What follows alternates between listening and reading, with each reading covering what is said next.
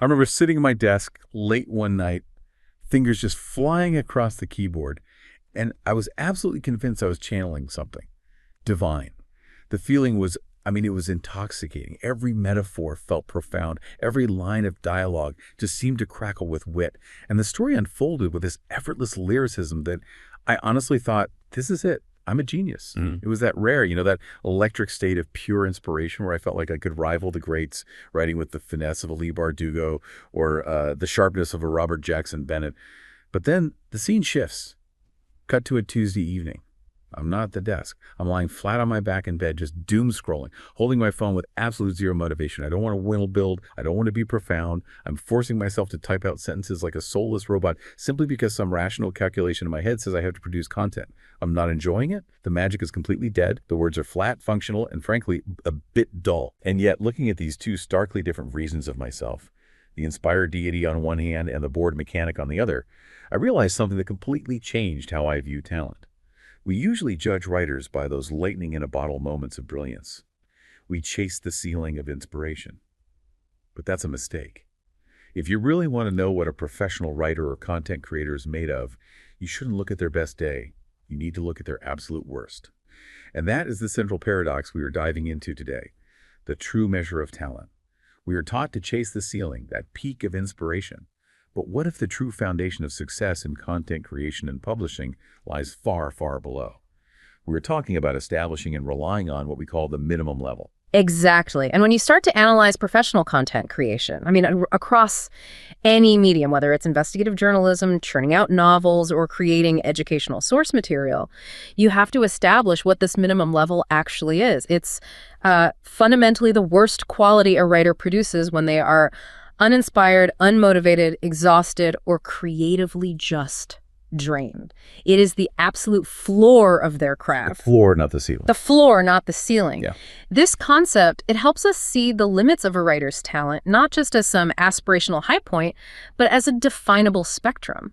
The burst of inspiration might briefly reach the ceiling, sure, but the minimum level, that sets the true operational boundary. You simply cannot sustainably go lower than your worst day's output. The question then is what happens on that worst day? And that's the defining metric of professionalism, isn't it? If the worst opinion a critique can give about your work on your most drained, soulless, or uninspired day is that it is merely good or functional or critically publishable, then you possess a reliable professional baseline of competence. Yeah. It means that even when the prose feels static, the plot mechanics are still advancing, the descriptions are still clear and useful, and the dialogue remains functional and, it moves the narrative forward. It's the difference between delivering B- work on a day when you feel like D-level motivation versus collapsing entirely. If your floor is too low, the work stops, the deadline is missed, or the resulting content requires such extensive structural cleanup from an editor that it becomes a commercial liability. The minimum level guarantees production. It's the safety net. Okay, let's unpack this a little more then.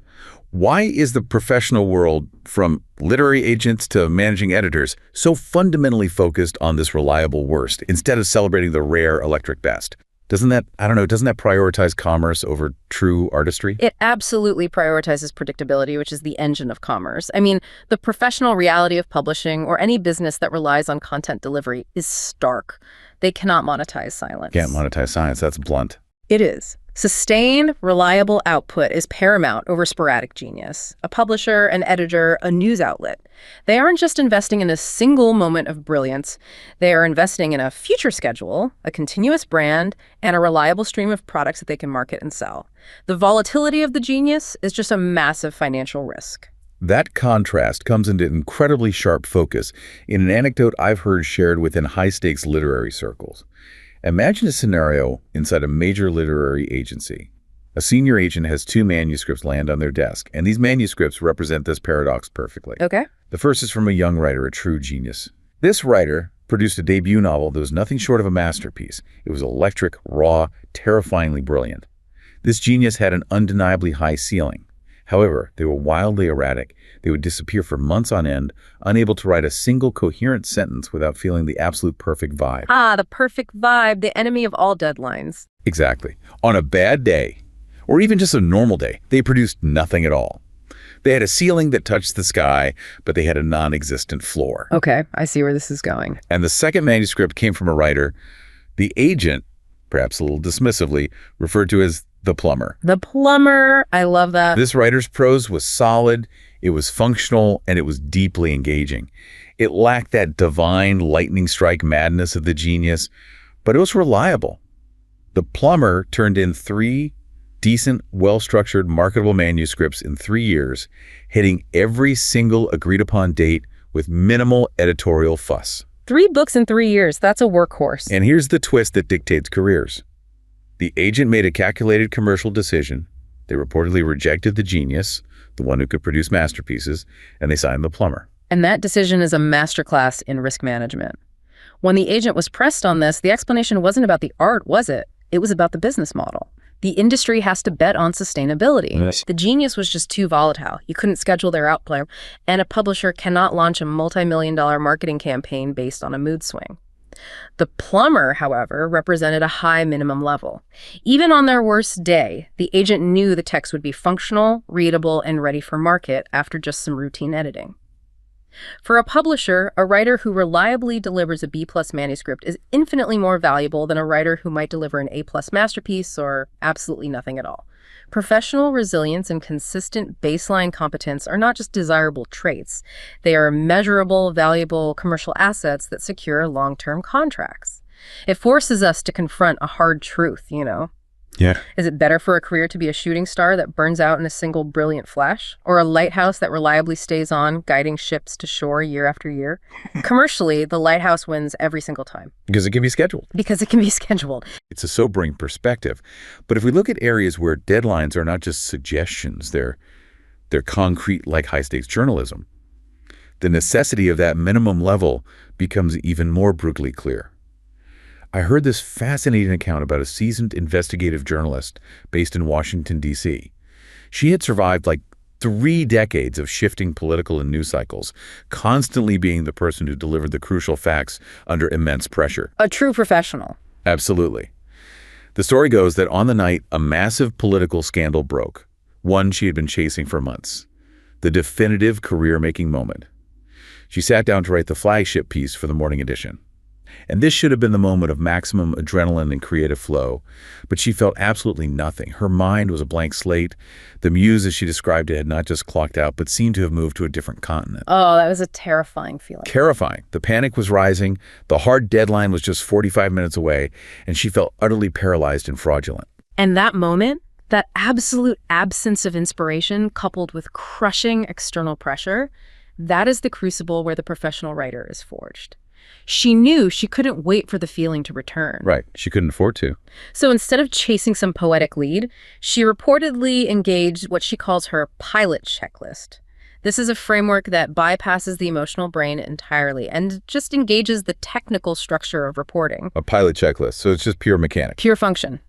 Step 1, ignore adjectives and adverbs. Step 2, establish the 5 W's: who, what, where, when, why in the clearest possible terms. Step 3, assemble the skeletal structure of the article based on strict, repeatable journalistic syntax. Subject, verb, object, subject, verb, object. Ensuring clarity and accuracy above all else. She relied entirely on her technical training, the reliable minimum level of her craft, prioritizing the clear organization of complex, chaotic facts. So she didn't try to be brilliant. She tried to be absolutely functionally clear. She was just relying on these learned mechanisms to structure the information. The resulting article, which hit the press exactly on time, wasn't flowery, but it was surgically sharp and profoundly accurate. It reorganized dozens of scattered data points into a single, lucid narrative thread. And here's the truly fascinating outcome of that story. The article ended up being nominated for a major award, not for its sophisticated or artistic prose, for its lucid restructuring of chaotic facts. Yeah. This provides the perfect definition of the minimum level's power. Her professional talent wasn't the ability to find inspiration on demand. It was her ability to produce B+, structurally sound, and award-nominated work when her brain was functioning at a D level of emotional exhaustion. She fell back on a floor that was higher quality than many people's inspired maximum.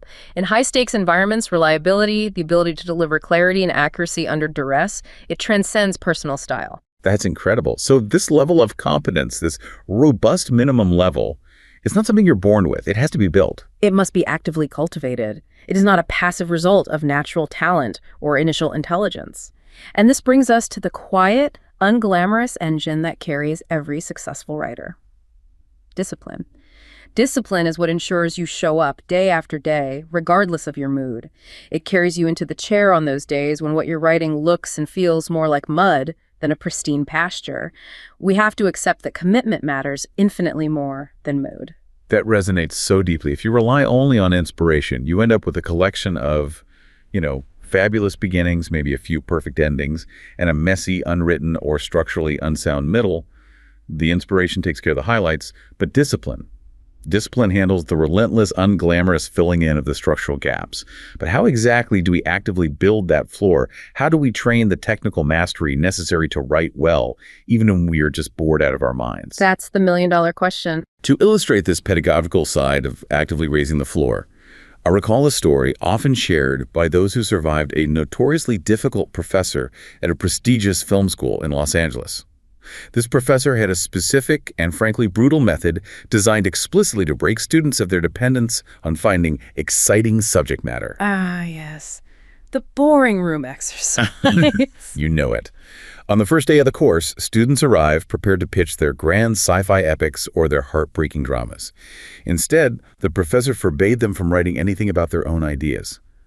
Their sole task was to describe the classroom itself, a beige, windowless, fluorescent-lit box for 3 hours straight. Oh, the groans must have been audible. The students were miserable. They complained bitterly that there was nothing to say, that the room provided zero inspiration, and that they were writers, not architects. And the professor's mandate was a career-defining moment for those who understood it. He walked around reading their desperate attempts, and he'd often tear apart any attempt to use what he called purple prose, that flowery, overly descriptive language, to hide the fundamental boredom of the subject. His instruction was crystal clear. If you cannot make a beige wall interesting, or at least functionally readable, through pure technical command of the English language, you are not a professional writer. You are merely a dreamer waiting for the world to hand you exciting material. This method is brilliant precisely because it breaks the addiction to inspirational subject matter. It forces students to rely purely on technical tools. Precision of vocabulary, the rhythm of their sentence structure, the effective use of active voice, and the deployment of sensory details that don't rely on inherent excitement. You learn to make the writing interesting, not the thing you're writing about. Exactly.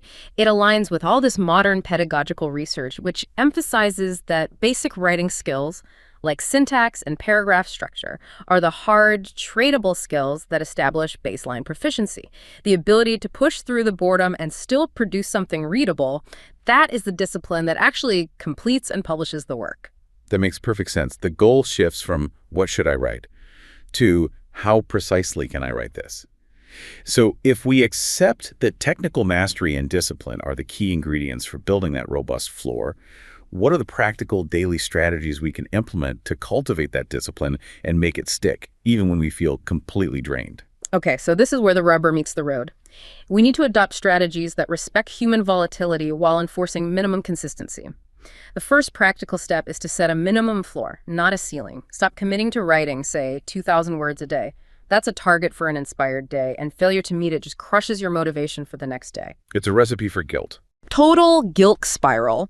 Instead, discipline is committing to a ridiculously small minimum daily output, say, just 200 words, or simply 15 minutes of uninterrupted work. 200 words. Yeah. That's achievable even if you're fighting the flu. Exactly. The point is to make the bar so low that skipping it feels illogical. This ensures production every single day, even on your worst day. On an inspired day, you'll fly past 200 words without even noticing. But the floor guarantees consistency, protecting that daily habit. It shifts the entire goal from a high-volume challenge to a consistency challenge. I like that. So what's next? The second strategy is to anchor the writing habit. The start of writing is often the hardest part, right? That's the moment the resistance is highest. So you need to tie your writing session to something that is already fixed and non-negotiable in your routine. For example, your writing might happen immediately after you finish your morning coffee, or right before you allow yourself to check your first work email, or as part of your evening wind down after the kids are asleep. So it just becomes the next logical step. Precisely. When writing becomes a natural, hard-to-skip extension of an existing solid habit, the internal friction just drops dramatically. That eliminates the need to make a decision every day. You're not deciding to write. You're just moving from the coffee stage to the writing stage. Yeah. But what about the inevitable guilt when life intervenes and you miss a day entirely? That guilt can derail the whole process for me. That brings us to the third strategy, and it's a huge one. Track streaks, not perfection. We have to redefine what success means. Success is not about never missing a day, which is an unrealistic expectation for any professional with a complex life. Success is defined by conscientiously returning the next day. This is often called the never miss twice rule. If you miss Monday, your only non-negotiable goal is to hit your 200-word minimum on Tuesday. Just get back on the horse. Just get back on. This frame turns the whole process into a game of stringing writing days together, reducing the shame of a lapse and reinforcing the momentum of the streak. The focus shifts from the absolute output to the simple, resilient act of showing up again. Okay, that's a powerful mental shift. So we have a minimum floor, an anchor, and a focus on streaks. What's the last piece? And finally, establish accountability. Your internal commitment is powerful, but it's fragile in the face of exhaustion. So external reminders reinforce that commitment. This can mean reporting your daily word count or progress to a trusted partner or a friend. It could mean joining a structured writing group where you are expected to bring prepared work. When you establish external accountability, you create a powerful social disincentive against failure. No one wants to be the sorry writer who didn't prepare in front of their peers, you know? This external structure helps reinforce the internal promise you made to yourself and maintains the floor. That focus on just showing up is crucial. But merely showing up isn't enough if the time you dedicate is fragmented and filled with low-impact tasks. Once that discipline ensures you are physically in the chair, ready to be the bored mechanic, you need a strategy to ensure that time is spent on high-impact, focused tasks, even when you feel unmotivated. And that's where the implementation of deep work comes in, offering structural support to the minimum level. Yes, the framework of deep work, which was popularized by Cal Newport, provides that exact strategic structure. We define deep work as professional activities performed in a distraction-free environment that push your cognitive abilities to their limits. These efforts, like drafting complex structural outlines, deep research, or high-quality writing, are the tasks that create new value, improve your professional skills, and are genuinely hard to replicate or outsource. And the opposite of that is shallow work. This is starkly distinct from what Newport calls shallow work. And shallow work comprises those non-cognitively demanding logistical tasks, often performed while distracted. Think of constantly bouncing between inboxes, attending unnecessary meetings, or dealing with chat notifications that demand instant, low-value responses. Shallow work consumes time, but it rarely creates new value or improves your core professional craft. And the danger of shallow work, as the concept highlights, is that it is the ultimate trap that confuses busyness with actual productivity. We feel productive because we're ticking off lists and reacting to others, but we're actually just servicing low-impact activities. And it's a zero-sum game.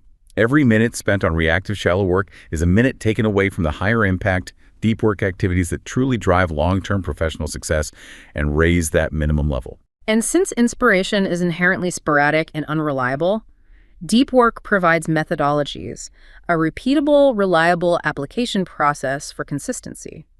It's about building methodologies around your unique schedule to protect those high-value creative blocks.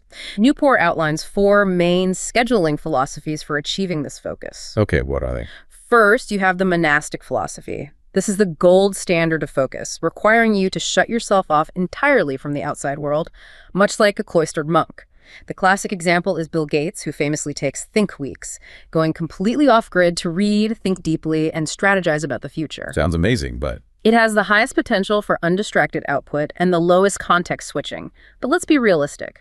It's completely unrealistic for 99% of people who need to be available for family, colleagues, or clients. Right, so what's a more achievable version? Then there is bimodal deep work. This involves taking extended, dedicated retreats away from the normal environment for uninterrupted work periods, which are then interspersed with longer periods of regular, accessible work. This is the approach of writers who rent a cabin for 2 weeks or dedicate an entire month to working from a friend's spare room or a local library. J.K. Rowling famously moved into a hotel suite to escape distractions and write the final Harry Potter novel. This allows for large, meaningful chunks of deep work while still maintaining other crucial activities and responsibilities during the non-retreat periods. Okay, that's more realistic. What's next? The third is rhythmic deep work. And this is perhaps the most universally applicable, especially for someone who maintains a stable schedule. It involves blocking out specific non-negotiable time slots daily for deep work, ideally in the mornings when most people are biologically most alert and resistant to distraction. This establishes a daily rhythm. When you protect that block, say 9 a.m. to 12 p.m. is for creative writing only, you build a powerful habit, and the sense of accomplishment from hitting that deep block boosts confidence for the rest of the day. That seems like the most practical one for most people. I think so. And finally, there's the journalistic approach. As the title suggests, this mimics the working style of a seasoned journalist who must operate on the fly-grabbing, short opportunities to work without distraction throughout a non-regular, chaotic day.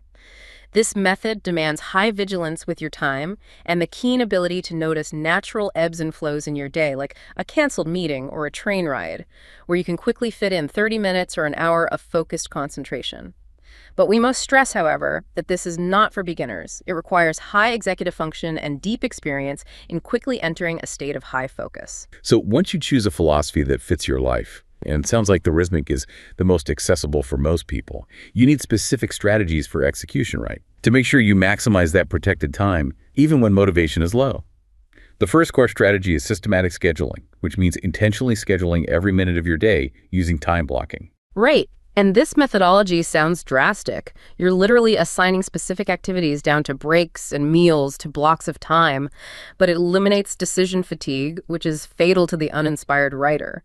You don't waste cognitive energy debating what you should work on. You just look at the schedule and comply. And critically, systematic scheduling allows you to batch similar shallow tasks like emails, calls, and logistical tasks into one specific block after a deep work session, preventing them from constantly interrupting and eroding your focus. Another absolutely critical strategy, and one I think is often overlooked by those obsessed with productivity, is prioritizing downtime. Yes. Deep work is finite. The cognitive limits are real. Newport suggests the upper limit for most people is about 4 hours per day. So rest, therefore, is mandatory. And by rest, we don't mean sneaking in extra emails or checking social media. We mean engaging in uninterrupted, meaningful rest, like socializing, cooking, exercising, or taking a walk where your mind is fully disengaged from work problems. It's not just about stopping work, it's about actively resting. Actively resting. Downtime is crucial because it allows the unconscious mind to take a shift sorting through complex challenges. Think of the famous breakthroughs that happen in the shower or during a walk. You hit a structural roadblock in your writing, you walk away frustrated, and you come back the next day with a perfectly formed solution. That's the power of the pause. You have to establish a shutdown ritual, a clear, repeatable set of steps that signal to your mind that work is officially done for the day. Regularly resting your brain improves the quality and depth of your focus the following day, thereby raising your minimum level. We also need to be discerning about the tools we allow into our sacred deep work blocks, adopting what's called the craftsman approach to tools. We must reject the typical any benefit approach, which is that justification for adopting a new network tool, app, or social media platform if you can find any possible benefit it provides. The craftsman approach, by contrast, demands a rigorous cost-benefit analysis. First, you identify the core, high-leverage activities that determine your professional success. For a writer, that's writing, research, and technical skill development. Then, you only adopt a tool if its positive impact on those core professional goals substantially outweighs its negative, distracting, and time-consuming impacts. This often forces the elimination of digital entertainment and notification streams that just usurp time from high-leverage activities like deepening your writing practice or studying advanced narrative structures. And finally, sometimes the daily rhythmic attempts at deep work don't feel adequate for a massive looming goal, say finishing a rough draft in a short window. In this case, there's the grand gesture strategy. This involves leveraging a radical change to your normal environment, often coupled with a significant investment of effort or money, all dedicated toward supporting a specific deep work task. This radical shift, like spending an entire weekend writing in a remote cabin or booking an expensive train ticket across the country just to write on the journey, it alludes your mind to the extreme importance of the task. The investment of time and money creates a psychological commitment, and the novelty of the environment breaks routine distraction pathways, which can powerfully boost focus and output quality. That structural framework and discipline ensures you can reliably produce B-plus work regardless of inspiration. Now, shifting from the internal psychological and structural strategies to the external realities of the marketplace, let's look at how this consistent minimum level affects a writer's long-term career. The professional author's journey hinges on managing financial and market volatility, something literary agents are paid to navigate. Yes, and for long-term viability, for what makes a 30-year career possible, the critical quality is resilience. Resilience in this context means patience, flexibility, and a capacity to absorb setbacks without letting them stop that daily writing habit. The most successful authors, with the longest and most sustainable careers, don't just endure challenges. They actively use those market failures or slow periods as fuel to keep moving forward, learning from the market feedback and adjusting their approach. We often hear aspiring writers dreaming of that massive six-figure advance, assuming the bigger the advance, the more the publisher will invest in marketing, securing them fame and fortune. But agent insights often suggest a far more complicated and perhaps counterintuitive financial reality. Well, while a large advance certainly signals publisher excitement and a willingness to take a risk, it simultaneously means the author is taking on a much heavier commercial burden. Publishers must recoup the advance, a process called earning out, before the author ever sees a dime in royalties. And if the book underperforms commercially and doesn't earn out that big advance, it hurts the author immensely when they try to sell their next book. So it's a double-edged sword. It really is. Internally, within a publishing house, the acquisitions team becomes wary of an author who failed to earn out a large investment. They might still buy the next book, but the advance will be significantly lower, the marketing budget might be slashed, and the author's reputation as a reliable commercial asset is damaged. So strategically, a smaller, more realistic advance can actually be advantageous for career sustainability. Absolutely. A smaller, well-negotiated advance is much easier to earn out. Earning out proves the author's monetary worth, demonstrating to the publishing house that they are a dependable bet who generates profit rather than just absorbing capital. This success dramatically increases the likelihood of securing a second contract, and critically, it allows the author to start collecting royalties, which is the definition of a sustainable career. The goal is long-term cash flow and reputation, not just a flashy initial deal. And then there's that notorious hurdle known as second book syndrome. Why is that second book so uniquely challenging, especially for debut authors who just had massive success? It's fundamentally a timing and energy source issue. The debut novel is often written over years, sometimes a decade of accumulated planning, drafting, and sheer creative compulsion. That energy source is deep, sustained by a lifetime of passion for the project. Book 2, however, is on a tight, fixed deadline, often less than a year, with the added pressure of replicating or exceeding the initial success. You are forced to rely on discipline and that minimum level, rather than that deep well of accumulated life inspiration. The well is dry. The well is dry and the clock is ticking. Agents, recognizing this psychological and commercial pressure, recommend proactive strategies. First, authors should be strongly encouraged to start Book 2 while Book 1 is still in submission or in the pre-publication phase. It acts as a powerful distraction from the anxiety of the submission process and establishes a necessary structural framework and momentum for the next project before the deadline hits. And the second recommendation focuses on the idea itself, I imagine. Precisely. The key is collaboration. Authors should lean heavily on their agent for brainstorming and market insight. The goal isn't to replicate past success blindly, but to find an idea they are truly, genuinely excited about that also fits the market. Forcing a concept the author isn't passionate about purely because it mirrors the debut is a recipe for writer's block and a damaged second book. The agent acts as a sounding board, ensuring the next project is both sustainable and inspired. What about those periods of necessary rest we discussed earlier, fallow periods? Do agents view long breaks between books as essential for creativity or a major career risk? It's a risk. Taking long breaks between books carries significant market risks, especially for authors who haven't yet amassed a massive, devoted fan base. In the fast-moving content economy, readers forget and momentum is lost. If a writer takes too long of a break, say 4 or 5 years, their agent may be forced to approach their return to the market almost like a debut novel again, which sacrifices years of accumulated progress. So you're starting from scratch, in a way. In some ways, yes. And this underscores the crucial need for flexibility and market adaptability. The market is inherently cyclical, genres get trendy, they dominate the landscape, and then they cool down abruptly. Look at the shifts from YA dystopian to contemporary romance, or the recent boom in specific types of nonfiction. If a writer establishes themselves in a genre that is clearly losing steam, they have to be flexible enough to explore adjacent categories or consciously tweak their writing style and themes to remain marketable.